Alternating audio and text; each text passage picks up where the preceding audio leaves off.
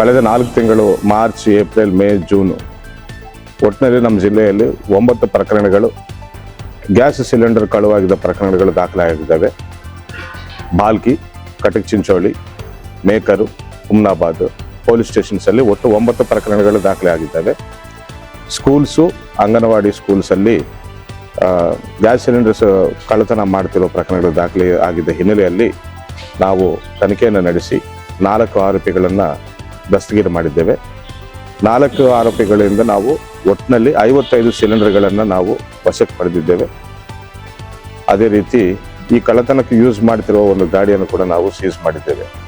ಒಟ್ಟಿನಲ್ಲಿ 2,75,000 ಸಿಲಿಂಡರ್ ಬೆಲೆ ಬಾಳುವಂಥ ಸಿಲಿಂಡರ್ಗಳನ್ನು ನಾವು ರಿಕವರಿ ಮಾಡಿದ್ದೇವೆ. ಅದೇ ರೀತಿ 4 ಆರೋಪಿಗಳನ್ನು ಅರೆಸ್ಟ್ ಮಾಡಿದ್ದೇವೆ. ಅದರಲ್ಲಿ ಒಬ್ಬ ಆರೋಪಿಗೆ ಈ ಹಿಂದೆ ಕಳ್ಳತನ ಮಾಡಿದ್ದ ಕೇಸುಗಳು ಆತನ ಮೇಲೆ ಇವೆ. MOB ಕೂಡ ಇದ್ದಾನಂತ ನಾನು ತಿಳಿಸ್ತಾ ಇದ್ದೇನೆ.